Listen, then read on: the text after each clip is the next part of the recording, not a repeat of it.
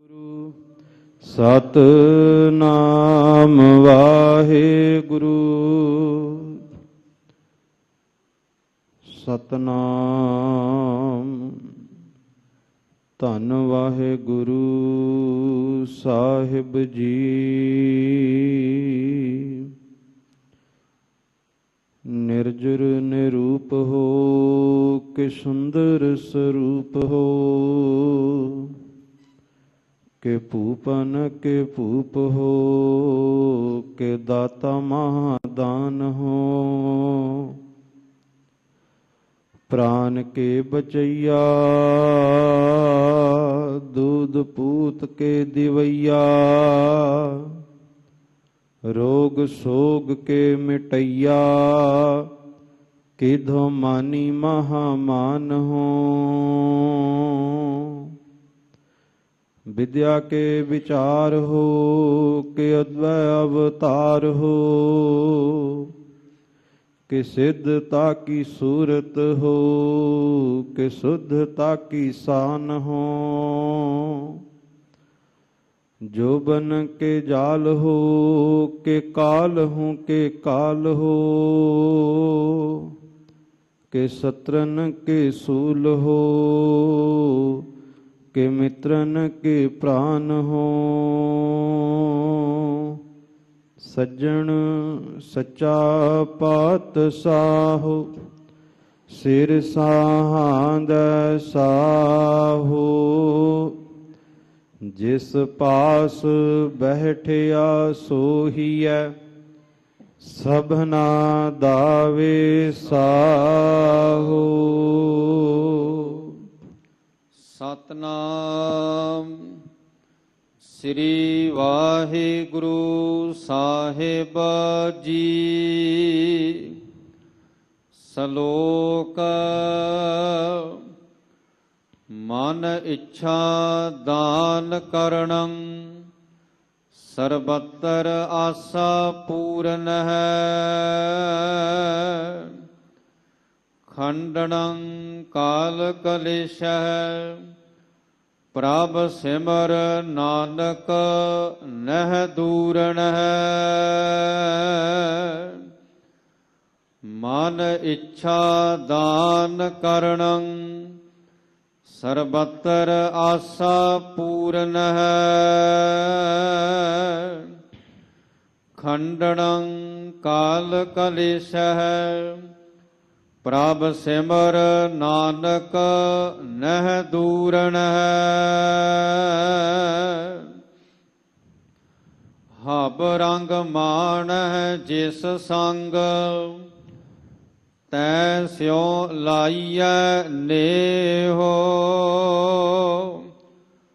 सो सहो बिंद ना विसराओ, नानक जिन सुंदर रचया देहो। पौड़ी जियो प्राण तन धन दिया, दीने रस भोग। गृह मंदिर रथ आस दिए, राच भले संजोग। सुत बनता साजन सेवक दिए, प्रभ देवन जोग। हर सिमरत तन मन हरिया, लह जाहे विजोग। साध संग हर गुण रमो, बिन से सब रोग। हर सिमरत तन मन हरिया, लह जाहे विजोग। साध संग हर गुण रमो, बिन से सब रोग। ਵਾਹਿਗੁਰੂ ਜੀ ਕਾ ਖਾਲਸਾ ਵਾਹਿਗੁਰੂ ਜੀ ਕੀ ਫਤਿਹ। ਚਾਵਰ ਛਤਰ ਤਖਤ ਦੇ ਮਾਲਕ ਰਾਜਾਨ ਰਾਜ ਸਤਿਗੁਰੂ ਪਾਨਾਨ ਭਾਨ ਸਤਿਗੁਰੂ ਧੰਨ ਧੰਨ ਸਤਿਗੁਰੂ ਸ੍ਰੀ ਗੁਰੂ ਗ੍ਰੰਥ ਸਾਹਿਬ ਮਹਾਰਾਜ ਸੱਚੇ ਪਾਤਸ਼ਾਹ, ਜਿਨ੍ਹਾਂ ਦੀ ਪਾਵਨ ਪਵਿੱਤਰ ਹਜ਼ੂਰੀ ਦੇ ਅੰਦਰ ਆਪ ਸਮੁੱਚੀ ਸੰਗਤ ਗੁਰਦੁਆਰਾ ਮੰਜੀ ਸਾਹਿਬ ਦੀਵਾਨ ਹਾਲ ਵਿਖੇ ਜੁੜ ਕਰਕੇ ਗੁਰੂ ਬਖਸ਼ਿਸ਼ ਦੇ ਪਾਤਰ ਬਣ ਰਹੇ ਹੋ। ਇਸ ਪਾਵਨ ਪਵਿੱਤਰ ਅਸਥਾਨ ਦੀ ਨਿਤਾ ਪ੍ਰਤ ਮਰਿਆਦਾ ਅਨੁਸਾਰ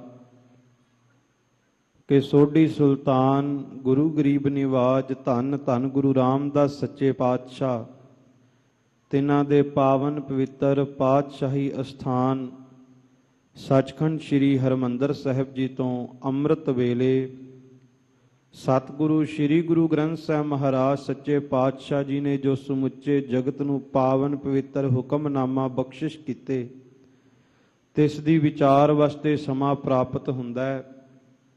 ਆਓ ਸਮੇਂ ਨੂੰ ਸਫਲਾ ਕਰੀਏ, ਮਨੇ ਬਿਰਤੀਆਂ ਇਕਾਗਰ ਚਿਤ ਕਰੀਏ। ਸਤਿਗੁਰੂ ਗੁਰੂ ਰਾਮਦਾਸ ਸੱਚੇ ਪਾਤਸ਼ਾਹ ਜੀ ਮਹਾਰਾਜ ਜੀ ਦੀ ਹਜ਼ੂਰੀ, ਉਹਨਾਂ ਦੀ ਮੌਜੂਦਗੀ ਮਹਿਸੂਸ ਕਰਦੇ ਹੋਏ ਦੋਵੇਂ ਹੱਥ ਜੋੜ ਕਰਕੇ ਸਾਹਿਬਾਂ ਨੂੰ ਸੀਸ ਝੁਕਾਓ ਤੇ ਉਚਾਰਨ ਕਰੋ ਜੀ, ਸਤਨਾਮ ਸ੍ਰੀ ਵਾਹਿਗੁਰੂ ਸਾਹਿਬ ਜੀ। ਸਤਨਾਮ ਸ੍ਰੀ ਵਾਹਿਗੁਰੂ ਸਾਹਿਬ ਜੀ। ਸ਼ਲੋਕ ਮਨ ਇੱਛਾ ਦਾਨ ਕਰਣੰ ਸਰਬਤਰ ਆਸਾ ਪੂਰਨ ਹੈ। ਅੱਜ ਦੇ ਪਾਵਨ ਪਵਿੱਤਰ ਮੁਖਵਾਕ ਪੰਚਮ ਪਾਤਸ਼ਾਹ ਧੰਨ ਧੰਨ ਸਤਿਗੁਰੂ ਸ੍ਰੀ ਗੁਰੂ ਅਰਜਨ ਦੇਵ ਜੀ ਮਹਾਰਾਜ ਬਖਸ਼ਿਸ਼ ਕਰਦੇ ਨੇ। ਸਤਿਗੁਰੂ ਗੁਰੂ ਅਰਜਨ ਦੇਵ ਸੱਚੇ ਪਾਤਸ਼ਾਹ ਜੀ ਮਹਾਰਾਜ ਇਸ ਪਾਵਨ ਪਵਿੱਤਰ ਸ਼ਲੋਕ ਤੇ ਪੌੜੀ ਦੇ ਅੰਦਰ ਉਸ ਅਕਾਲ ਪੁਰਖ ਵਾਹਿਗੁਰੂ ਪਰਮਾਤਮਾ ਦੀ ਜਿੱਥੇ ਵਡਿਆਈ ਦੱਸਦੇ ਆ, ਉੱਥੇ ਸੱਚੇ ਪਾਤਸ਼ਾਹ ਸਾਨੂੰ ਵੀ ਇੱਕ ਗੱਲ ਦਾ ਗਿਆਨ ਕਰਾਉਂਦੇ ਨੇ, ਭਾਈ ਕਿ ਤੈਨੂੰ ਸੰਤੋਖ ਦੀ ਪ੍ਰਾਪਤੀ ਕਿੱਥੋਂ ਹੋਵੇਗੀ, ਤੈਨੂੰ ਸੁੱਖ ਦੀ ਪ੍ਰਾਪਤੀ ਕਿੱਥੋਂ ਹੋਵੇਗੀ। ਤੇ ਦੂਸਰਾ ਜੋ ਸਾਡੇ ਜੀਵਨ ਦਾ ਮਕਸਦ ਹੈ, ਜੀਵਨ ਦਾ ਨਿਸ਼ਾਨਾ ਹੈ ਕਿ ਆਪਣੇ ਮੂਲ ਨੂੰ ਪਹਿਚਾਨਣਾ।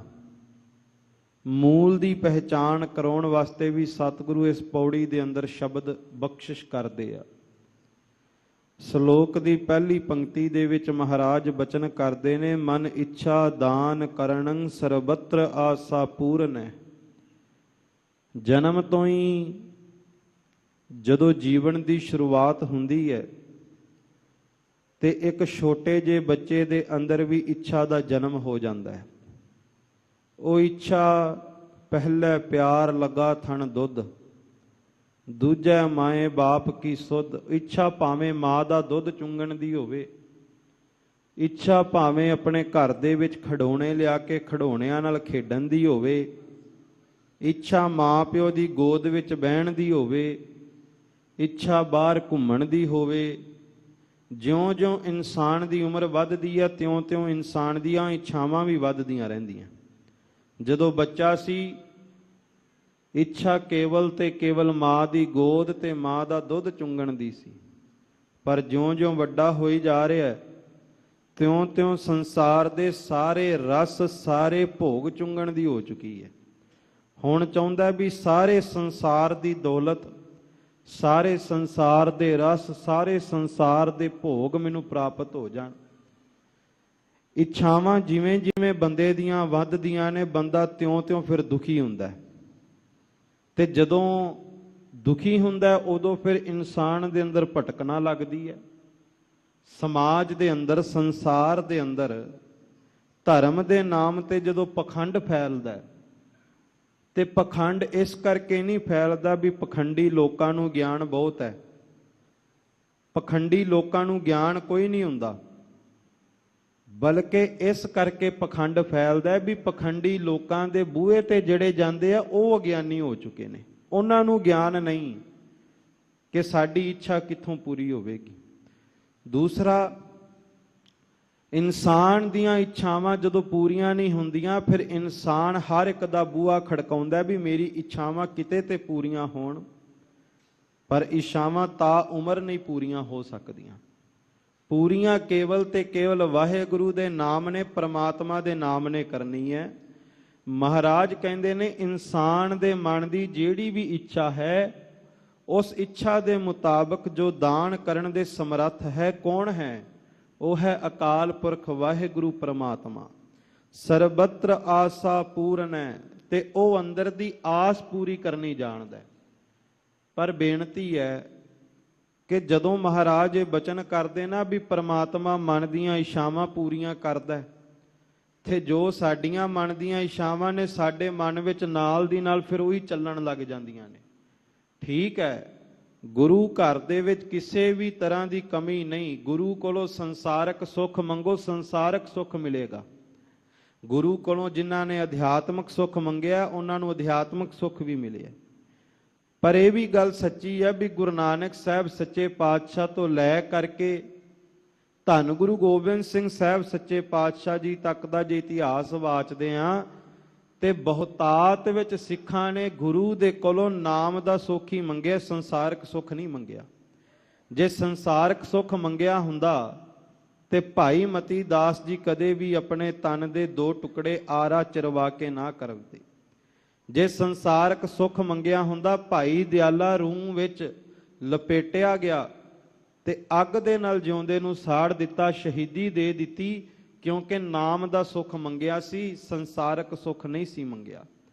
ਖਾਲਸਾ ਜੀ, ਸਾਡੇ ਮਨ ਦੇ ਵਿੱਚ ਉਹੀ ਸੁੱਖ, ਉਹੀ ਮਨ ਦੀਆਂ ਇੱਛਾਵਾਂ ਅੱਖਾਂ ਦੇ ਸਾਹਮਣੇ ਆ ਜਾਂਦੀਆਂ ਜੋ ਇੱਛਾਵਾਂ ਆਪਾਂ ਘਰ ਤੋਂ ਲੈ ਕੇ ਆਉਂਦੇ ਹਾਂ। ਇੱਕ ਨਾ ਗੁਰੂ ਗੋਬਿੰਦ ਸਿੰਘ ਮਹਾਰਾਜ ਜੀ ਦੀ ਬਾਣੀ ਦਾ ਨਿਤਨੇਮ ਸਾਰੀ ਸੰਗਤ ਰੋਜ਼ਾਨਾ ਕਰਦੀ ਹੈ, ਚੌਪਈ ਸਾਹਿਬ, ਜਿਹਨੂੰ ਸਾਰੇ ਚੌਪਈ ਸਾਹਿਬ ਕਹਿੰਦੇ। ਵੈਸੇ ਉਸ ਬਾਣੀ ਦਾ ਨਾਮ ਚੌਪਈ ਸਾਹਿਬ ਹੈ ਨਹੀਂ, ਉਸ ਬਾਣੀ ਦਾ ਨਾਮ ਹੈ ਕਬਿਓ ਬਾਚ ਬੇਨਤੀ। ਚੌਪਈ ਛੰਦ ਦਾ ਨਾਮ ਹੈ। ਚੌਪਈ ਦਸਮ ਗ੍ਰੰਥ ਸਾਹਿਬ ਦੇ ਅੰਦਰ ਬਹੁਤਾਤ ਥਾਵਾਂ ਤੇ ਮਿਲ ਜਾਵੇਗੀ, ਉਹ ਛੰਦ ਹੈ, ਪਰ ਬਾਣੀ ਦਾ ਨਾਮ ਹੈ ਕਬਿਓ ਬਾਚ ਬੇਨਤੀ। ਉਹਦੇ ਵਿੱਚ ਮਹਾਰਾਜ ਸ਼ਬਦ ਵਰਤਦੇ ਨੇ, ਹਮਰੀ ਕਰੋ ਹਾਥ ਦਾ ਰੱਛਾ, ਪੂਰਨ ਹੋਏ ਚਿੱਤ ਕੀ ਇੱਛਾ। ਤੇ ਜਦੋਂ ਸੰਗਤ ਜਾਂ ਸਿੱਖ ਕੋਈ ਵੀ ਬਾਣੀ ਦੀ ਇਹ ਪੰਕਤੀ ਪੜ੍ਹਦਾ ਨਾ, ਪੂਰਨ ਹੋਏ ਚਿੱਤ ਕੀ ਇੱਛਾ, ਅੱਧਿਆਂ ਦੇ ਮਨ ਦੇ ਵਿੱਚ ਵੀਜ਼ੇ ਆ ਜਾਂਦੇ ਨੇ, ਅੱਧਿਆਂ ਦੇ ਮਨ ਵਿੱਚ PR ਆ ਜਾਂਦੀ ਹੈ, ਅੱਧਿਆਂ ਦੇ ਮਨ ਵਿੱਚ ਫੋਨ ਆ ਜਾਂਦੇ ਆ, ਗੱਡੀਆਂ ਆ ਜਾਂਦੀਆਂ, ਕੋਠੀਆਂ ਆ ਜਾਂਦੀਆਂ। ਪਰ ਗੁਰੂ ਗੋਬਿੰਦ ਸਿੰਘ ਮਹਾਰਾਜ ਨੂੰ ਪੁੱਛੀਏ ਵੀ ਪਾਤਸ਼ਾਹ ਪੂਰਨ ਹੋਏ ਚਿੱਤ ਕੀ ਇੱਛਾ ਕਿਹੜੀ ਹੈ? ਚਿੱਤ ਦੀ ਇੱਛਾ। ਤੇ ਕਲਗੀਧਰ ਸਵਾਮੀ ਕਹਿੰਦੇ, ਸਿੱਖਾ ਮੇਰੇ ਚਿੱਤ ਦੀ ਇੱਛਾ ਹੈ ਤਬ ਚਰਨਨ ਮਨ ਰਹਿ ਹਮਾਰਾ। ਮੇਰੇ ਕੋਲ ਭਾਵੇਂ ਆਨੰਦਪੁਰ ਦੇ ਮਹਿਲ ਨਾ ਹੋਣ, ਮੇਰੇ ਕੋਲ ਭਾਵੇਂ ਪ੍ਰਸਾਦੀ ਹਾਥੀ ਨਾ ਹੋਵੇ, ਮੇਰੇ ਕੋਲ ਭਾਵੇਂ ਚੰਦਨ ਦੀ ਚੌਂਕੀ ਨਾ ਹੋਵੇ, ਚਾਂਦੀ ਦੀ ਚੌਂਕੀ ਨਾ ਹੋਵੇ, ਮੇਰੇ ਕੋਲ ਭਾਵੇਂ ਮੇਰੀਆਂ ਸਿੱਖ ਫੌਜਾਂ ਵੀ ਨਾ ਹੋਣ, ਮੈਂ ਭਾਵੇਂ ਕੰਡਿਆਂ ਦੀ ਸੇਜ ਤੇ ਵੀ ਸੁੱਤਾ ਹੋਵਾਂ, ਨਾ ਸਾਜ਼ੋ ਨਾ ਬਾਜ਼ੋ ਨਾ ਫੌਜੋ ਨਾ ਫਰਸ਼, ਖੁਦਾਵੰਦ ਬਖਸ਼ਿੰਦ ਓ ਐਸ਼ ਅਰਸ਼। ਗੁਰੂ ਗੋਬਿੰਦ ਸਿੰਘ ਕਹਿੰਦੇ ਮੈਂ ਪ੍ਰਮਾਤਮਾ ਅੱਗੇ ਚਿੱਤ ਦੀ ਇੱਛਾ ਰੱਖੀ ਹੈ ਕਿ ਪ੍ਰਮਾਤਮਾ ਮੈਂ ਭਾਵੇਂ ਕੰਡਿਆਂ ਦੀ ਸੇਜ ਤੇ ਵੀ ਲੇਟ ਜਾਵਾਂ, ਪਰ ਆਪਣੇ ਚਰਨਾਂ ਤੋਂ ਕਦੇ ਦੂਰ ਨਾ ਕਰੀ।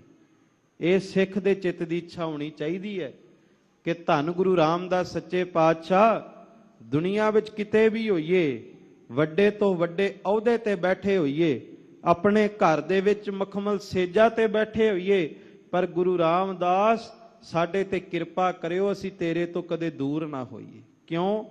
ਆਖਾਂ ਜੀਵਾਂ ਵਿਸਰੈ ਮਰ ਜਾਓ, ਜੇ ਤੂੰ ਸਾਨੂੰ ਭੁਲਾ ਦਿੱਤਾ ਅਸੀਂ ਮਰ ਜਾਵਾਂਗੇ।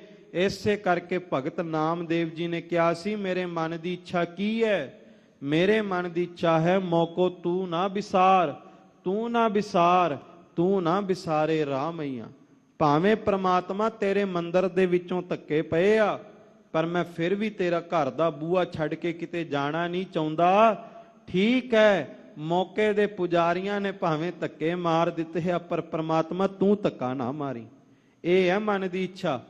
ਤੇ ਸਤਿਗੁਰੂ ਕਹਿੰਦੇ ਭਾਈ ਤੂੰ ਵੀ ਇਹੀ ਮਨ ਦੀ ਇੱਛਾ ਰੱਖੀ ਸਤਿਗੁਰੂ ਸੱਚੇ ਪਾਤਸ਼ਾਹ ਕਹਿੰਦੇ ਨੇ ਜੋ ਵੀ ਮਨ ਦੀ ਇੱਛਾ ਹੁੰਦੀ ਹੈ ਪ੍ਰਮਾਤਮਾ ਪੂਰੀ ਕਰਦਾ ਹੈ। ਮਨ ਇੱਛਾ ਦਾਨ ਕਰਨੰ ਸਰਬੱਤਰ ਆਸਾ ਪੂਰਨ ਹੈ। ਆਸ ਮਨ ਦੀ ਪ੍ਰਮਾਤਮਾ ਪੂਰੀ ਕਰਦਾ ਹੈ। ਸੰਸਾਰ ਤੋਂ ਕਦੇ ਵੀ ਇਨਸਾਨ ਦੀ ਆਸ ਪੂਰੀ ਨਹੀਂ ਹੁੰਦੀ, ਬਲਕਿ ਜੇ ਸੰਸਾਰ ਤੇ ਆਸ ਟਿਕਾਓਗੇ ਤੇ ਦੁਖੀ ਹੋਵੋਗੇ। ਇਸ ਲਈ ਗੁਰਬਾਣੀ ਨੇ ਕਿਹਾ ਧਰ ਜੀਅਰੇ ਇੱਕ ਟੇਕ ਤੂੰ ਲਾਹੇ ਬਡਾਨੀ ਆਸ।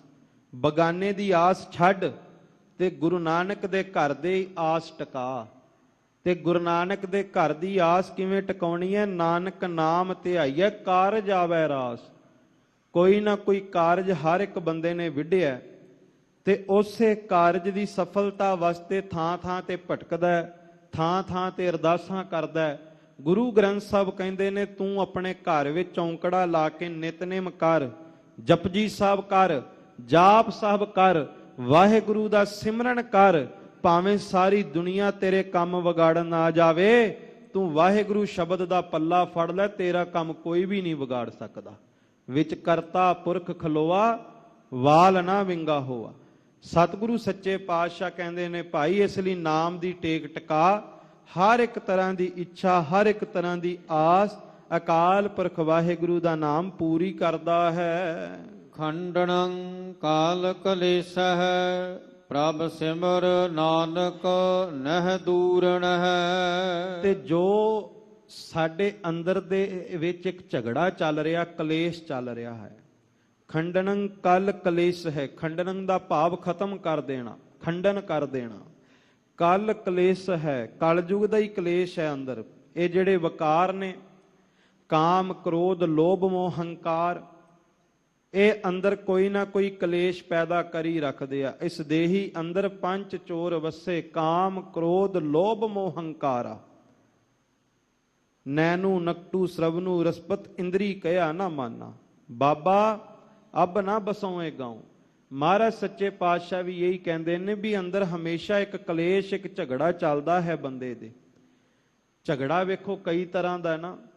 ਕਈ ਵਾਰ ਕੋਈ ਜਾਣਕਾਰ ਸੱਜਣ ਕੋਈ ਮਾਇਆ ਦੇ ਜਾਵੇ, ਕੀਮਤੀ ਚੀਜ਼ ਦੇ ਜਾਵੇ ਵੀ ਇਹਦੀ ਨਿਗਰਾਨੀ ਰੱਖੀ, ਤੇ ਪਤਾ ਲੱਗ ਜਾਵੇ ਵੀ ਇਹ ਤਾਂ ਬਹੁਤ ਕੀਮਤੀ ਹੈ ਤੇ ਮੇਰੀ ਲੋੜ ਪੂਰੀ ਕਰ ਸਕਦੀ ਹੈ, ਫਿਰ ਅੰਦਰ ਲੋਭ ਝਗੜਾ ਪੈਦਾ ਕਰ ਦਿੰਦਾ। ਲੋਭ ਕਹਿੰਦਾ ਵੀ ਮਨ ਬੇਈਮਾਨੀ ਕਰ, ਮਨਾ ਬੇਈਮਾਨੀ ਕਰਕੇ ਆਪਣੀ ਲੋੜ ਪੂਰੀ ਕਰ। ਤੇ ਫਿਰ ਇੱਕ ਪਰਮਾਤਮਾ ਦੀ ਆਵਾਜ਼ ਆਉਂਦੀ ਹੈ। ਪਰਮਾਤਮਾ ਦੀ ਆਵਾਜ਼ ਦੱਸਦੀ ਹੈ ਵੀ ਲੋੜ ਤਾਂ ਤੇਰੀ ਦੁਬਾਰਾ ਵੀ ਪੂਰੀ ਹੋ ਜਾਵੇਗੀ, ਜੇ ਤੂੰ ਭਰੋਸਾ ਤੋੜ ਦਿੱਤਾ ਭਰੋਸਾ ਦੁਬਾਰਾ ਨਹੀਂ ਵੱਜਣਾ। ਇਸ ਲਈ ਬੇਈਮਾਨ ਨਾ ਹੋ, ਜੋ ਤੈਨੂੰ ਜ਼ਿੰਮੇਵਾਰੀ ਲਗਾਈ ਗਈ ਹੈ ਉਸ ਜ਼ਿੰਮੇਵਾਰੀ ਨੂੰ ਨਿਭਾ। ਇਸੇ ਤਰ੍ਹਾਂ ਕਲਯੁਗ ਦੇ ਵਿੱਚ ਵਿਚਰਦੇ ਹੋਏ ਕਈ ਵਾਰ ਇਹ ਨੇਤਰ ਨੇ ਨਾ, ਨੇਤਰ ਦ੍ਰਿਸ਼ਟੀ ਹੈ, ਕਿਸੇ ਤੇ ਵੀ ਜਾ ਕੇ ਟਿਕ ਜਾਵੇ ਮਾੜਾ ਖਿਆਲ ਆ ਜਾਂਦਾ। ਜਦੋਂ ਮਨ ਵਿੱਚ ਮਾੜਾ ਖਿਆਲ ਆਉਂਦਾ ਤੇ ਦੂਸਰੇ ਪਾਸੇ ਤੋਂ ਇੱਕ ਪਰਮਾਤਮਾ ਦੀ ਆਵਾਜ਼ ਆਉਂਦੀ ਹੈ ਕਿ ਨਹੀਂ, ਤੂੰ ਥੋੜੀ ਸ਼ਰਮ ਕਰ, ਤੂੰ ਗੁਰੂ ਕਾ ਸਿੱਖ ਹੈ, ਤੂੰ ਕਿਸੇ ਵੀ ਬਗਾਨੇ ਤਨ ਨੂੰ ਵੇਖ ਕਰਕੇ ਆਪਣੀ ਨਿਗਾਹ ਨੂੰ ਮਾੜੀ ਨਾ ਕਰ। ਗੁਰੂ ਦਾ ਹੁਕਮ ਹੈ ਕਿ ਏਕਾ ਨਾਰੀ ਜਤੀ ਹੋਏ ਪਰ ਨਾਰੀ ਧੀ ਭੈਣ ਵਖਾਨੈ। ਕਿਸੇ ਤੇ ਮਾੜੀ ਨਿਗਾਹ ਨਹੀਂ ਰੱਖਣੀ। ਜਪਜੀ ਸਾਹਿਬ ਦੇ ਵਿੱਚ ਜਤ ਪਹਾਰਾ ਧੀਰਜ ਸੁਨਿਆਰ, ਜਤ ਸਤ ਕਾਇਮ ਰੱਖਣ ਦੀ ਸਿੱਖਿਆ ਗੁਰੂ ਨਾਨਕ ਨੇ ਦਿੱਤੀ ਹੈ। ਉਦੋਂ ਵੀ ਝਗੜਾ ਪੈਦਾ ਹੋ ਜਾਂਦਾ। ਮਹਾਰਾਜ ਕਹਿੰਦੇ ਨੇ ਸੋ ਇਸ ਤਰ੍ਹਾਂ ਜਿਹੜੇ ਕਲੇਸ਼ ਨੇ ਨਾ ਅੰਦਰ ਦੇ, ਇਹ ਕਲੇਸ਼ਾਂ ਦਾ ਖਾਤਮਾ ਅਕਾਲ ਪੁਰਖ ਵਾਹਿਗੁਰੂ ਕਰਦਾ ਹੈ। ਕਿਵੇਂ? ਜਦੋਂ ਅਸੀਂ ਉਹਨੂੰ ਸਿਮਰਦੇ ਹਾਂ। ਇੱਕ ਤਾਂ ਅੰਦਰ ਦੇ ਕਲੇਸ਼ ਨੇ, ਇੱਕ ਘਰ ਦੇ ਵੀ ਕਲੇਸ਼ ਹੁੰਦੇ ਨੇ। ਜਿਸ ਤਰ੍ਹਾਂ ਘਰ ਦੇ ਵਿੱਚ ਗਰੀਬੀ ਹੋਵੇ, ਖਾਣ ਨੂੰ ਕੁਝ ਹੋਵੇ ਨਾ, ਤੇ ਕਈ ਵਾਰ ਐਸੇ ਵੀ ਹਾਲਾਤ ਹੁੰਦੇ ਨੇ, ਕਈਆਂ ਘਰਾਂ ਵਿੱਚ ਬਹੁਤ ਖਜ਼ਾਨੇ ਭਰਪੂਰ ਹੁੰਦੇ ਆ, ਕਲੇਸ਼ ਫਿਰ ਵੀ ਜਾਣ ਨਹੀਂ ਛੱਡਦਾ। ਸੋ ਉਦੋਂ ਮੈਂ ਬੇਨਤੀ ਕਰਦਾ ਹੁੰਨਾ ਵੀ ਜੇ ਘਰ ਵਿੱਚ ਬਹੁਤਾ ਕਲੇਸ਼ ਹੋਵੇ ਨਾ, ਤੇ ਘਰ ਦੇ ਜੀਆਂ ਨੂੰ ਆਪਸ ਵਿੱਚ ਝਗੜਾ ਕਰਨ ਦੀ ਥਾਂ ਤੇ ਅੰਮ੍ਰਿਤ ਵੇਲੇ ਜਾਂ ਸ਼ਾਮ ਨੂੰ ਬੈਠ ਕਰਕੇ ਵਾਹਿਗੁਰੂ ਦਾ ਸਿਮਰਨ ਕਰ ਲੈਣਾ ਚਾਹੀਦਾ ਹੈ। ਜਦੋਂ ਪਰਿਵਾਰ ਦੇ ਜੀ ਆਪਸ ਵਿੱਚ ਬੈਠ ਕਰਕੇ ਵਾਹਿਗੁਰੂ ਦਾ ਸਿਮਰਨ ਕਰਨਗੇ, ਨਾਮ ਜਪਣਗੇ, ਤੇ ਨਾਮ ਆਪਣੀ ਤਾਕਤ ਵਰਤਾ ਕਰਕੇ ਘਰ ਦੇ ਕਲੇਸ਼ ਵੀ ਦੂਰ ਕਰ ਦੇਵੇਗਾ, ਘਰ ਦੀ ਗਰੀਬੀ ਦੂਰ ਕਰ ਦੇਵੇਗਾ, ਘਰ ਦੇ ਝਗੜੇ ਖਤਮ ਕਰ ਦੇਵੇਗਾ। ਹਬ ਰੰਗ ਮਾਣ ਜਿਸ ਸੰਗ ਤੈ ਸਿਉ ਲਾਈਐ ਲੇਹੋ। ਹੱਬ ਦਾ ਭਾਵ ਹੈ ਸਾਰੇ, ਸਾਰੇ ਰੰਗ ਜਿਹਦੇ ਨਾਲ ਤੂੰ ਮਾਣ ਸਕਦਾ ਹੈ, ਉਹਦੇ ਨਾਲ ਚਿੱਤ ਲਾ। ਚਾਹੁੰਦੇ ਤੇ ਆਪਾਂ ਰੰਗ ਮਾਨਣੇ ਆ, ਤੇ ਰੰਗ ਮਾਨਣ ਵਾਸਤੇ ਦੁਨੀਆ ਨਾਲ ਚਿੱਤ ਲਾਉਨੇ ਆ। ਜਿਹੜੇ ਬੱਚੇ ਨੇ ਉਹ ਘਰ ਛੱਡ ਕੇ ਬਾਹਰ ਦੋਸਤਾਂ ਮਿੱਤਰਾਂ ਨਾਲ ਚਿੱਤ ਲਾਉਂਦੇ ਨੇ, ਤੇ ਜਿਹੜੇ ਘਰ ਵਾਲੇ ਨੇ ਉਹ ਵੀ ਕਿਤੇ ਨਾ ਕਿਤੇ ਸੱਜਣਾ ਨਾਲ ਮਿੱਤਰਾਂ ਨਾਲ ਚਿੱਤ ਲਾਉਂਦੇ ਆ, ਪਰ ਦੁਖੀ ਨੇ। ਮਹਾਰਾਜ ਕਹਿੰਦੇ ਨੇ ਚਿੱਤ ਲਾ ਕਿਹਦੇ ਨਾਲ? ਵਾਹਿਗੁਰੂ ਦੇ ਨਾਲ। ਕਿਉਂਕਿ ਜਦੋਂ ਤੂੰ ਵਾਹਿਗੁਰੂ ਨਾਲ ਚਿੱਤ ਲਾਇਆ, ਜੇ ਤੇਰੇ ਜੇਬ ਵਿੱਚ ਪੰਜੀ ਵੀ ਨਾ ਹੋਈ ਤੇ ਵਾਹਿਗੁਰੂ ਤੈਨੂੰ ਖਜ਼ਾਨਿਆਂ ਨਾਲ ਭਰਪੂਰ ਕਰ ਦੇਵੇਗਾ। ਇਹ ਵਾਹਿਗੁਰੂ ਸਿਮਰਨ ਦੀ ਤਾਕਤ ਹੈ। ਇੱਕ ਭਾਈ ਸਾਹਿਬ ਭਾਈ ਗੁਰਦਾਸ ਜੀ ਨੇ ਆਪਣੀ ਵਾਰਾਂ ਦੇ ਵਿੱਚ ਇੱਕ ਬੜੀ ਪਾਕ ਪਵਿੱਤਰ ਗੁਰਮੁਖ ਆਤਮਾ ਦਾ ਜ਼ਿਕਰ ਕੀਤਾ, ਜਿਨ੍ਹਾਂ ਦੀ ਬਾਣੀ ਧੰਨ ਧੰਨ ਗੁਰੂ ਗ੍ਰੰਥ ਸਾਹਿਬ ਮਹਾਰਾਜ ਜੀ ਦੇ ਅੰਦਰ ਸੁਭਾਏਮਾਨ ਹੈ। ਮੇਰੇ ਕਹਿਣ ਤੋਂ ਭਾਵ ਗੁਰਮੁਖ ਭਗਤ ਸ਼੍ਰੀਮਾਨ ਭਗਤ ਬੇਣੀ ਜੀ।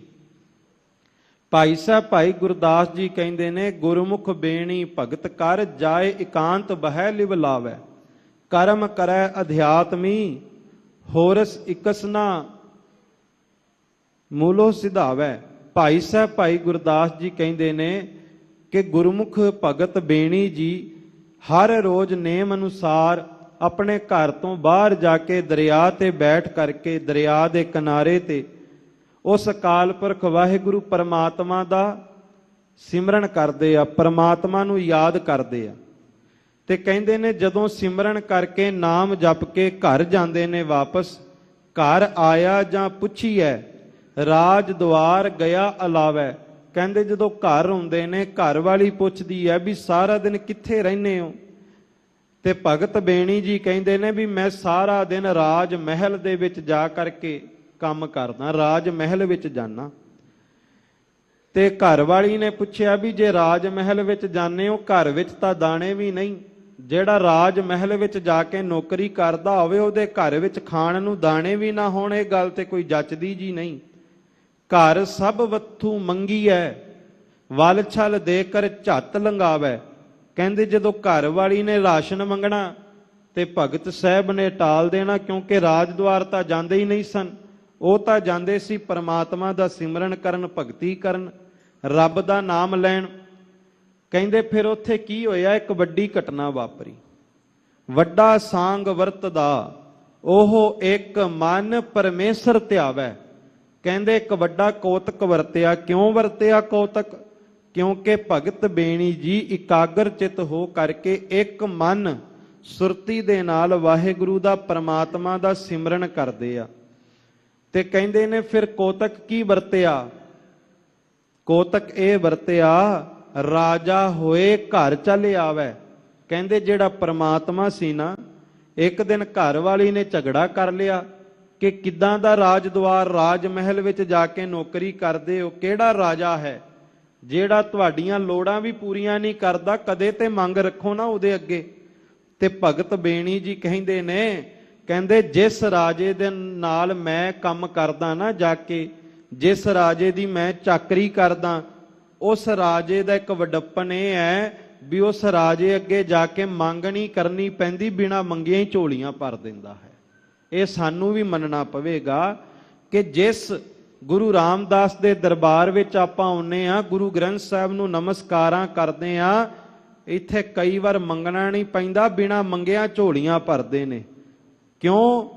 ਕਿਉਂਕਿ ਠੀਕ ਹੈ, ਦੁਨੀਆ ਦੇ ਵਿੱਚ ਆਪਣੀਆਂ ਲੋੜਾਂ ਪੂਰੀਆਂ ਕਰਨ ਵਾਸਤੇ ਕੋਈ ਕਿਸੇ ਮੰਤਰੀ ਦੇ ਨਾਲ ਜਾ ਕਰਕੇ ਮਿੱਤਰਤਾ ਹੀ ਕਰਦਾ, ਕੋਈ ਕਿਸੇ ਅਹੁਦੇਦਾਰ ਦੇ ਨਾਲ ਜਾ ਕਰਕੇ ਸੰਬੰਧ ਬਣਾਉਂਦਾ। ਕਿਉਂ? ਇਸ ਕਰਕੇ ਬਣਾਉਂਦਾ ਵੀ ਜਦੋਂ ਮਾੜਾ ਸਮਾਂ ਆਇਆ, ਇਹ ਮੰਤਰੀ, ਇਹ ਅਹੁਦੇਦਾਰ, ਇਹ ਜਿਹੜਾ ਵੱਡੇ ਅਹੁਦੇ ਤੇ ਬੈਠਾ ਮੇਰੀ ਮਦਦ ਕਰੇਗਾ।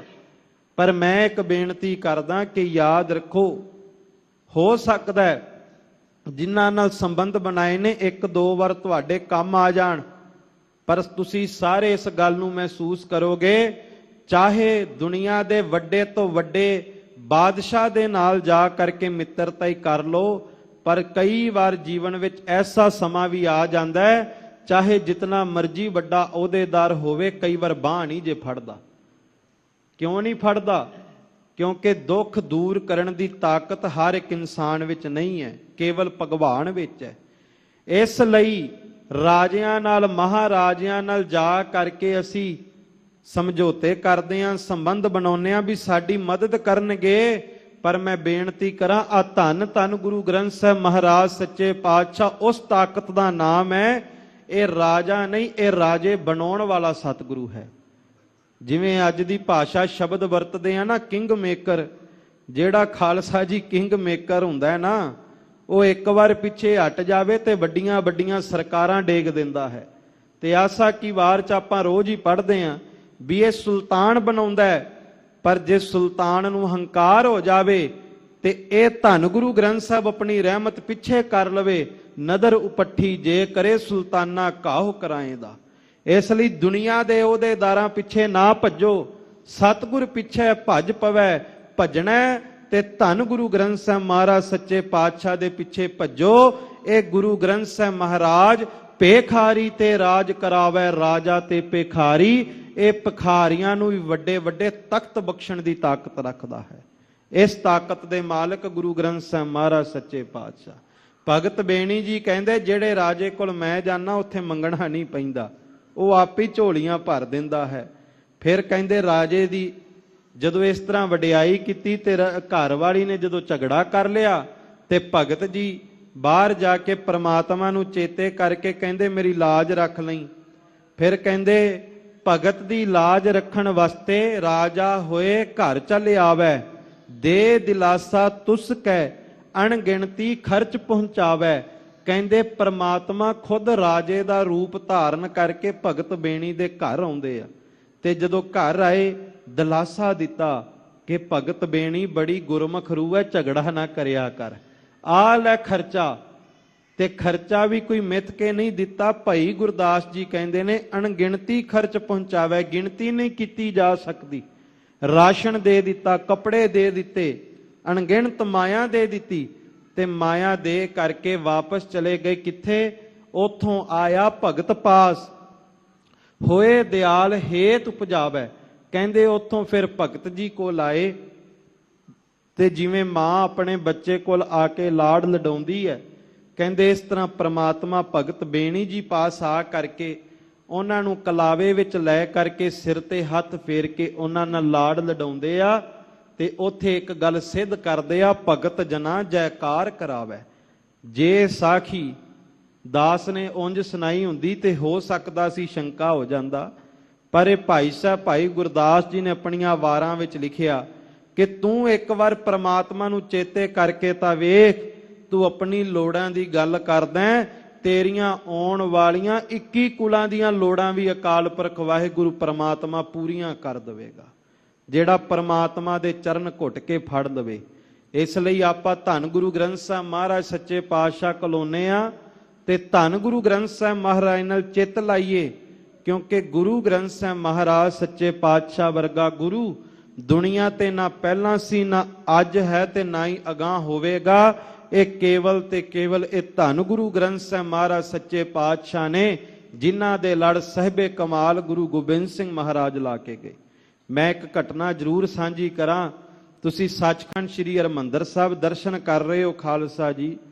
ਦਾਸ ਨੂੰ ਇੱਕ ਮਹਾਤਮਾ ਨੇ ਬਚਨ ਸੁਣਾਇਆ, ਮੈਨੂੰ ਬਹੁਤ ਹੀ ਪਿਆਰਾ ਲੱਗਾ ਉਹ ਬਚਨ। ਗੁਰੂ ਗੋਬਿੰਦ ਸਿੰਘ ਨੇ ਹਜੂਰ ਸਾਹਿਬ ਦੀ ਧਰਤੀ ਤੇ ਬਚਨ ਕੀਤਾ ਸੀ, ਆਪਨ ਪਉ ਸ੍ਰੀ ਖਾਲਸੇ ਸੌਂਪਾ ਦਵਤੇ ਰੂਪ ਸਤਿਗੁਰੂ ਗ੍ਰੰਥਾ, ਬੋਲਣ ਸਤਿਗੁਰ ਸ਼ਬਦ ਸੰਭਾਖਣ ਨਾਮ ਗੋਬਿੰਦ ਕੀਰਤਨ ਸੰਥਾ। ਜੋਤੀ ਜੋਤ ਸਮਾਉਣ ਤੋਂ ਪਹਿਲਾਂ ਕਿਹਾ ਕਲਗੀਧਰ ਸੁਆਮੀ ਨੇ ਖਾਲਸਾ ਜੀ, ਗੁਰੂ ਗੋਬਿੰਦ ਸਿੰਘ ਆਪਣਾ ਆਪ ਗੁਰੂ ਗ੍ਰੰਥ ਸਾਹਿਬ ਨੂੰ ਸਮਰਪਿਤ ਕਰਕੇ ਜਾ ਰਿਹਾ। ਜਿੰਨੇ ਵੀ ਸਾਡੇ ਦਰਸ਼ਨ ਕਰਨੇ ਹੋਣ ਉਹ ਗੁਰੂ ਗ੍ਰੰਥ ਸਾਹਿਬ ਦੇ ਸਾਹਮਣੇ ਆ ਕੇ ਦੋਵੇਂ ਹੱਥ ਜੋੜ ਕਰਕੇ ਮੈਨੂੰ ਬੁਲਾਵੇ, ਮੈਨੂੰ ਆਵਾਜ਼ ਲਾਵੇ। ਮੈਂ ਇਹ ਬਚਨ ਦੇਣਾ ਖਾਲਸਾ ਜੀ, ਜਦੋਂ ਭਾਵਨਾ ਨਾਲ ਗੁਰੂ ਗ੍ਰੰਥ ਸਾਹਿਬ ਕੋਲ ਆ ਕੇ ਮੈਨੂੰ ਪੁਕਾਰੋਗੇ, ਗੁਰੂ ਗ੍ਰੰਥ ਸਾਹਿਬ ਦੀ ਤਾਪਿਆ ਤੇ ਬੈਠਾ ਕੋਈ ਪਾਠੀ ਨਜ਼ਰ ਨਹੀਂ ਆਵੇਗਾ, ਤਾਬਿਆ ਤੇ ਬੈਠਾ ਸਾਖਸ਼ਾਤ ਬਾਜਾਂ ਵਾਲਾ ਗੁਰੂ ਗੋਬਿੰਦ ਸਿੰਘ ਨਜ਼ਰ ਆਵੇਗਾ। ਕਲਗੀਧਰ ਪਾਤਸ਼ਾਹ ਨੂੰ ਪੁੱਛਿਆ, ਮਹਾਰਾਜ ਦਰਸ਼ਨ ਤਾਂ ਹੋਣਗੇ, ਜੇ ਬਚਨ ਕਰਨੇ ਹੋਣ ਮਹਾਰਾਜ ਕਹਿੰਦੇ ਬੋਲਣ ਸਤਿਗੁਰ ਸ਼ਬਦ ਸੰਭਾਖਣ ਨਾਮ ਗੋਬਿੰਦ ਕੀਰਤਨ ਸੰਥਾ ਗੁਰੂ ਕਿਉ ਸਿੱਖੋ। ਜਿੱਦਣ ਤੁਹਾਡਾ ਦਿਲ ਕਰੇ ਬਾਜਾਂ ਵਾਲੇ ਨਾਲ ਗੱਲਾਂ ਕਰਨੀਆਂ, ਗੁਰੂ ਗ੍ਰੰਥ ਸਾਹਿਬ ਦੀ ਤਾਬਿਆ ਤੇ ਬਹਿ ਕੇ ਸਹਿਜ ਪਾਠ ਕਰਿਓ। ਸਹਿਜ ਪਾਠ ਕਰੋਗੇ ਤੇ ਮੈਂ ਵਾਅਦਾ ਕਰਕੇ ਜਾਣਾ ਕਿ ਗੁਰੂ ਗ੍ਰੰਥ ਸਾਹਿਬ ਦੀ ਪੰਕਤੀਆਂ ਦੇ ਵਿੱਚੋਂ ਵੀ ਦਸ਼ਮੇਸ਼ ਤੁਹਾਡੇ ਨਾਲ ਰੋਜ਼ ਗੱਲਾਂ ਕਰਿਆ ਕਰੇਗਾ। ਇਸ ਲਈ ਰੋਜ਼ ਸਹਿਜ ਪਾਠ ਕਰੋ। ਉਹ ਮਹਾਤਮਾ ਕਹਿੰਦੇ ਵੀ ਮੰਜੀ ਸਾਹਿਬ ਦੀਵਾਨ ਹਾਲ ਵਿਖੇ ਸਮਾਗਮ ਸੀ। ਸ਼੍ਰੋਮਣੀ ਗੁਰਦੁਆਰਾ ਪ੍ਰਬੰਧਕ ਕਮੇਟੀ ਨੇ ਸੱਦਾ ਦਿੱਤਾ ਤੇ ਉਹ ਆਏ ਤੇ ਉਹਨਾਂ ਨੇ ਵਾਪਸ ਵੀ ਜਾਣਾ ਸੀ। ਸੰਗਤ ਦਾ ਇਕੱਠ ਬਹੁਤ ਜ਼ਿਆਦਾ ਸੀ। ਉਹਨਾਂ ਦੇ ਮਨ ਵਿੱਚ ਆਇਆ ਵੀ ਹਰਮੰਦਰ ਸਾਹਿਬ ਜਾ ਕੇ ਦਰਸ਼ਨ ਕਰ ਰਹੀਏ। ਉਹ ਕਹਿੰਦੇ ਜਦੋਂ ਮੈਂ ਜਾਣ ਲੱਗਾ, ਸੇਵਾਦਾਰ ਕਹਿੰਦੇ ਨੇ ਵੀ ਸਾਡੀ ਫਲਾਈਟ ਹੈ ਤੇ ਉਹ ਲੇਟ ਹੋ ਜਾਵਾਂਗੇ ਜੇ ਆਪਾਂ ਅੰਦਰ ਗਏ ਤੇ ਸੰਗਤ ਬਹੁਤ ਜ਼ਿਆਦਾ ਹੈ। ਉਹ ਮਹਾਤਮਾ ਲਾਈਨ ਵਿੱਚ ਲੱਗ ਕੇ ਦਰਸ਼ਨ ਕਰਿਆ ਕਰਦੇ ਨੇ ਹਮੇਸ਼ਾ, ਕਦੇ ਵੀ ਸਾਈਡ ਤੋਂ ਨਹੀਂ ਗਏ। ਤੇ ਕਹਿੰਦੇ ਵੀ ਜਦੋਂ ਮੈਂ ਕਿਹਾ ਵੀ ਚਲੋ ਪਰਿਕਰਮਾ 'ਚ ਤਾਂ ਜਾਈਏ, ਪਰਿਕਰਮਾ ਵਿੱਚ ਗਏ ਤੇ ਮੇਰੇ ਮਨ ਵਿੱਚ ਆਇਆ ਵੀ ਜੇ ਅੰਦਰ ਨਾ ਵੀ ਜਾ ਹੋਇਆ ਪਰਿਕਰਮਾ ਤੇ ਕਰਕੇ ਆਈਏ। ਕਹਿੰਦੇ ਪਰ ਜਦੋਂ ਮੈਂ ਪਰਿਕਰਮਾ ਕਰਨ ਲੱਗਾ ਤੇ ਮੇਰੇ ਮਨ ਵਿੱਚ ਇਹੀ ਅਰਦਾਸ ਸੀ ਵੀ ਗੁਰੂ ਗ੍ਰੰਥ ਸਾਹਿਬ ਸੱਚੇ ਪਾਤਸ਼ਾਹ, ਵੈਸੇ ਤੇ ਹਰ ਜਗ੍ਹਾ ਹੀ ਤੁਹਾਡੀ ਜੋਤ ਜਗਮਗ ਕਰਦੀ ਹੈ, ਬਾਹਰ ਵੀ ਆਪ ਦਾ ਪ੍ਰਕਾਸ਼, ਅੰਦਰ ਸੱਚਖੰਡ 'ਚ ਵੀ ਆਪ ਦਾ ਪ੍ਰਕਾਸ਼, ਪਰ ਮੇਰੇ ਮਨ ਦੀ ਭਾਵਨਾ ਹੈ ਵੀ ਇੱਕ ਵਾਰ ਕਿਤੇ ਤੁਹਾਡੇ ਦਰਸ਼ਨ ਹਰਮੰਦਰ ਸਾਹਿਬ ਦੇ ਵਿੱਚ ਹੋ ਜਾਣ ਤੇ ਸੱਚਮੁੱਚ ਕਿਰਪਾ ਵਰਤ ਜਾਵੇਗੀ। ਮੇਰੀ ਭਾਵਨਾ ਨੂੰ ਭਾਗ ਲਾ ਦਿਓ। ਉਹ ਕਹਿੰਦੇ ਮੈਂ ਪਰਿਕਰਮਾ ਕਰਕੇ ਜਦੋਂ ਦਰਸ਼ਨੀ ਡਿਓੜੀ ਕੋਲ ਪਹੁੰਚਿਆ, ਕਹਿੰਦੇ ਦਰਸ਼ਨੀ ਡਿਓੜੀ ਖਾਲੀ ਕਰ ਰਹੇ ਸੀ। ਮੈਂ ਪੁੱਛਿਆ ਵੀ ਇਹ ਕਿਉਂ ਖਾਲੀ ਕਰ ਰਹੇ ਆ? ਕਹਿੰਦੇ ਮੇਰੀਆਂ ਅੱਖਾਂ ਤੋਂ ਹੰਝੂ ਨਾ ਰੁਕੇ ਜਦੋਂ ਸੇਵਾਦਾਰਾਂ ਨੇ ਕਿਹਾ ਕਿ ਸੱਚਖੰਡ ਸ੍ਰੀ ਦਰਬਾਰ ਸਾਹਿਬ ਦੇ ਸਭ ਤੋਂ ਉੱਪਰ ਜੋ ਗੁਰੂ ਗ੍ਰੰਥ ਸਾਹਿਬ ਮਹਾਰਾਜ ਦੇ ਅਖੰਡ ਪਾਠ ਸਾਹਿਬ ਚੱਲਦੇ ਆ, ਸਭ ਤੋਂ ਉੱਪਰਲੇ ਅਸਥਾਨ ਤੇ ਅੱਜ ਭੋਗ ਪਿਆ ਏ ਤੇ ਉਹ ਸਰੂਪ ਪਾਲਕੀ ਸਾਹਿਬ ਸੁਭਾਇਮਾਨ ਕਰਕੇ ਇੱਕ ਵਾਰ ਸੁਖਾਸਨ ਕਰਨ ਵਾਸਤੇ ਲੈ ਕੇ ਆ ਰਹੇ ਆ।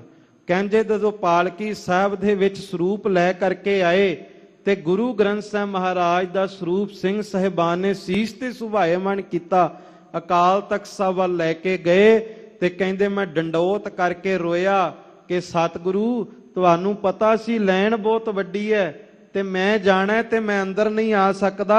ਇਹ ਤੋਂ ਵੱਡਾ ਦਿਆਲੂ ਕੌਣ ਹੋਵੇਗਾ? ਇਹ ਤੋਂ ਵੱਡਾ ਪ੍ਰੇਮ ਵਾਲਾ ਗੁਰੂ ਕਿਹੜਾ ਹੋਵੇਗਾ ਵੀ ਸਿੱਖ ਨੇ ਪੁਕਾਰਿਆ ਹੋਵੇ ਤੇ ਗੁਰੂ ਗ੍ਰੰਥ ਸਾਹਿਬ ਮਹਾਰਾਜ ਸੱਚੇ ਪਾਤਸ਼ਾਹ ਬਿੱਧ ਬਣਾ ਕੇ ਖੁਦ ਹੀ ਬਾਹਰ ਆ ਕੇ ਦਰਸ਼ਨ ਦੇਣ ਲੱਗ ਪਏ। ਖਾਲਸਾ ਜੀ ਗੱਲ ਤੇ ਭਾਵਨਾ ਦੀ ਹੈ, ਪ੍ਰੇਮ ਦੀ ਹੈ। ਜੇ ਸਮਝੋ ਤੇ ਇਸ ਘਟਨਾ ਦੇ ਵਿੱਚੋਂ ਬਹੁਤ ਸਿੱਖਿਆਵਾਂ ਮਿਲ ਸਕਦੀਆਂ ਨੇ। ਸੋ ਦੀਨ ਦਿਆਲ ਸਤਿਗੁਰੂ ਕਹਿੰਦੇ ਭਾਈ ਤੂੰ ਇਸ ਗੁਰੂ ਗ੍ਰੰਥ ਸਾਹਿਬ ਦੇ ਨਾਲ ਚਿੱਤ ਲਾ, ਇਹਨਾਂ ਨੇ ਹਰ ਇੱਕ ਤਰ੍ਹਾਂ ਦੀ ਦਾਤ ਝੋਲੀ ਵਿੱਚ ਪਾਉਣੀ ਹੈ। ਸੋ ਸਹੋ ਬਿੰਦ ਨਾ ਵਿਸਰਾਓ, ਨਾਨਕ ਜਿਨ ਸੁੰਦਰ ਰਚਿਆ ਦੇਹੋ। ਧੰਨ ਗੁਰੂ ਅਰਜਨ ਦੇਵ ਮਹਾਰਾਜ ਕਹਿੰਦੇ ਨੇ ਸਿੱਖਾ, ਤੈਨੂੰ ਅਕਾਲ ਪੁਰਖ ਵਾਹਿਗੁਰੂ ਪਰਮਾਤਮਾ ਇੱਕ ਖਿਣ ਵਿਸਰਨਾ ਨਹੀਂ ਚਾਹੀਦਾ। ਕਿਉਂ? ਕਿਉਂਕਿ ਆ ਜਿਹੜੀ ਦੇਹੀ ਤੈਨੂੰ ਮਿਲੀ ਹੈ, ਜਿਸ ਦੇਹੀ ਨੂੰ ਤੂੰ ਸੁੰਦਰ ਕਹਿੰਦਾ, ਜਿਸ ਦੇਹੀ ਨੂੰ ਸੰਵਾਰਨਾ, ਇਹ ਵੀ ਉਸ ਅਕਾਲ ਪੁਰਖ ਵਾਹਿਗੁਰੂ ਨੇ ਆਪ ਰਚਨਾ ਕੀਤੀ ਹੈ। ਪੌੜੀ ਜਿਉ ਪ੍ਰਾਨ ਤਨ ਧਨ ਦੀਆ, ਦੀਨੇ ਰਸ ਭੋਗ। ਪੌੜੀ ਦੇ ਅੰਦਰ ਪਹਿਲੀ ਪੰਕਤੀ ਵਿੱਚ ਸਤਿਗੁਰੂ ਬਚਨ ਕਰਦੇ ਨੇ ਕਿ ਭਾਈ ਉਸ ਅਕਾਲ ਪੁਰਖ ਵਾਹਿਗੁਰੂ ਦੀ ਵਡਿਆਈ ਵੇਖੋ। ਉਸ ਨੇ ਜਿੱਥੇ ਸਰੀਰ ਦਿੱਤਾ, ਸਰੀਰ ਦੇ ਵਿੱਚ ਜਿੰਦ ਵੀ ਪਾਈ ਹੈ। ਹਰ ਜਿਉ ਗੁਫਾ ਅੰਦਰ ਰੱਖ ਕੇ ਵਾਜਾ ਪਵਨ ਵਜਾਇਆ, ਵਜਾਇਆ ਵਾਜਾ ਪਾਉਣ ਨੌ ਦੁਆਰੇ, ਪ੍ਰਗਟ ਕੀਏ ਦਸਵਾਂ ਗੁਪਤ ਰਖਾਇਆ, ਗੁਰਦੁਆਰੇ ਲਾਏ ਭਾਵਨੀ ਕਨਾ ਦਸਵਾਂ ਦੁਆਰ ਦਿਖਾਇਆ। ਇਹ ਉਸ ਅਕਾਲ ਪੁਰਖ ਵਾਹਿਗੁਰੂ ਦੀ ਕਿਰਪਾ ਜਿਨੇ ਸਰੀਰ ਦਿੱਤਾ, ਜਿੰਦ ਨਿਮਾਣੀ ਦਿੱਤੀ ਹੈ ਅਤੇ ਦੁਨੀਆ ਦੇ ਸਾਰੇ ਰਸ ਭੋਗ ਇਹ ਸਾਰੀਆਂ ਅੱਖਾਂ ਸਾਹਮਣੇ ਜੋ ਵੀ ਨਜ਼ਰ ਆ ਰਿਹਾ, ਇਹ ਵੀ ਉਸ ਅਕਾਲ ਪੁਰਖ ਵਾਹਿਗੁਰੂ ਨੇ ਬਖਸ਼ਿਸ਼ ਕੀਤੇ ਹਨ। ਗ੍ਰਹਿ ਮੰਦਰ ਰਾਥ ਆਸ ਦੀਏ, ਰਾਚ ਭਲੇ ਸੰਜੋਗ। ਤੇ ਜਿਹੜੇ ਘਰਾਂ ਵਿੱਚ ਆਪਾਂ ਰਹਿੰਦੇ ਆ, ਇਹ ਘਰ ਇਹ ਵੀ ਤਾਂ ਉਸ ਅਕਾਲ ਪੁਰਖ ਵਾਹਿਗੁਰੂ ਪਰਮਾਤਮਾ ਦੀ ਬਖਸ਼ਿਸ਼ ਹੈ। ਇਸ ਲਈ ਸੁਖਮਨੀ ਸਾਹਿਬ ਦੇ ਪਾਠ ਵਿੱਚ ਮਹਾਰਾਜ ਨੇ ਕਿਹਾ, ਜੇ ਪ੍ਰਸਾਦ ਬਸੇ ਸੁਖ ਮੰਦਰ, ਤਿਸੇ ਧਿਆਏ ਸਦਾ ਮਨ ਅੰਦਰ। ਜੇ ਬਹੁਤ ਸੋਹਣਾ ਘਰ ਮਿਲਿਆ ਤੇ ਉਹਨੂੰ ਚੇਤੇ ਕਰ, ਜੇ ਘਰ ਨਹੀਂ ਵੀ ਮਿਲਿਆ ਤਾਂ ਵੀ ਚੇਤੇ ਕਰ। ਕਿਉਂ? ਜੇ ਘਰ ਨਹੀਂ ਵੀ ਹੈ ਤੇਰੇ ਕੋਲ ਤੂੰ ਪਰਮਾਤਮਾ ਨੂੰ ਚੇਤੇ ਕਰ, ਪਰਮਾਤਮਾ ਤੈਨੂੰ ਮਹਿਲਾਂ ਵਾਲਾ ਵੀ ਬਣਾ ਦੇਵੇਗਾ। ਉਹਦਾ ਤੇ ਸੁਭਾਅ ਹੈ ਨੀਚੋ ਊਚ ਕਰੇ, ਮੇਰਾ ਗੋਬਿੰਦ ਕਾਹੂ ਤੇ ਨਾ ਡਰੈ।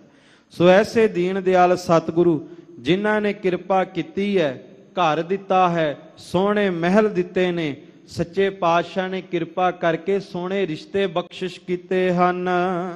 ਸੁਤ ਬਨਤਾ ਸਾਜਨ ਸੇਵਕ ਦੀਏ, ਪ੍ਰਭ ਦੇਵਨ ਜੋਗ। ਰਿਸ਼ਤੇ ਕਿਹੜੇ? ਧੀ ਤੇ ਪੁੱਤ ਦਾ, ਭਰਾ ਤੇ ਭੈਣ ਦਾ, ਮਾਂ ਤੇ ਪਿਓ ਦਾ, ਜਾਂ ਜਿੰਨੇ ਵੀ ਸੰਸਾਰ ਦੇ ਰਿਸ਼ਤੇ ਆ, ਇਹ ਸਾਰੇ ਦੇ ਸਾਰੇ ਰਿਸ਼ਤੇ, ਸੱਜਣ ਮਿੱਤਰਾਂ ਦੇ ਰਿਸ਼ਤੇ। ਤੇ ਸਤਿਗੁਰੂ ਕਹਿੰਦੇ ਜੇ ਬਹੁਤੀ ਮਾਇਆ ਹੈ ਤੇਰੇ ਘਰ ਵਿੱਚ, ਬਹੁਤੇ ਨੌਕਰ ਚਾਕਰ ਨੇ, ਤੇ ਇਹ ਵੀ ਤੇ ਉਸ ਅਕਾਲ ਪੁਰਖ ਵਾਹਿਗੁਰੂ ਦੀ ਦਿਆਲਤਾ ਹੀ ਹੈ ਨਾ ਕਿ ਪਰਮਾਤਮਾ ਨੇ ਤੇਰੇ ਘਰ ਵਿੱਚ ਖਜ਼ਾਨੇ ਭਰਪੂਰ ਕੀਤੇ ਆ। ਮੇਰੇ ਕਹਿਣ ਤੋਂ ਭਾਵ ਸਤਿਗੁਰੂ ਕੇਵਲ ਇਹੀ ਸਮਝਾਉਣਾ ਚਾਹੁੰਦੇ ਨੇ ਵੀ ਸਰੀਰ ਤੋਂ ਲੈ ਕਰਕੇ ਸੰਸਾਰ ਵਿੱਚ ਹਰ ਇੱਕ ਮਿਲੀ ਹੋਈ ਚੀਜ਼ ਇਹ ਪਰਮਾਤਮਾ ਦੀ ਦਿਆਲਤਾ ਨਾਲ ਮਿਲੀ ਹੈ, ਇਸ ਲਈ ਪਰਮਾਤਮਾ ਨੂੰ ਭੁੱਲੋ ਨਾ। ਤੇ ਇੱਕ ਹੋਰ ਬੇਨਤੀ ਕਰਾਂ, ਇਹ ਵੀ ਮਨ ਵਿੱਚ ਭੁਲੇਖਾ ਨਹੀਂ ਰੱਖਣਾ ਚਾਹੀਦਾ ਕਿ ਮੈਂ ਇੱਕ ਸਰੀਰ ਹਾਂ। ਖਾਲਸਾ ਜੀ ਅਸੀਂ ਸਰੀਰ ਨਹੀਂ ਹੈਗੇ। ਅਧਿਆਤਮ ਪ੍ਰਕਾਸ਼ ਦੇ ਵਿੱਚ ਬਚਨ ਆਉਂਦਾ ਹੈ ਵਿਦਵਾਨਾਂ ਦਾ, ਉਹ ਕਥਨ ਕਰਦੇ ਨੇ ਦੇਹੀ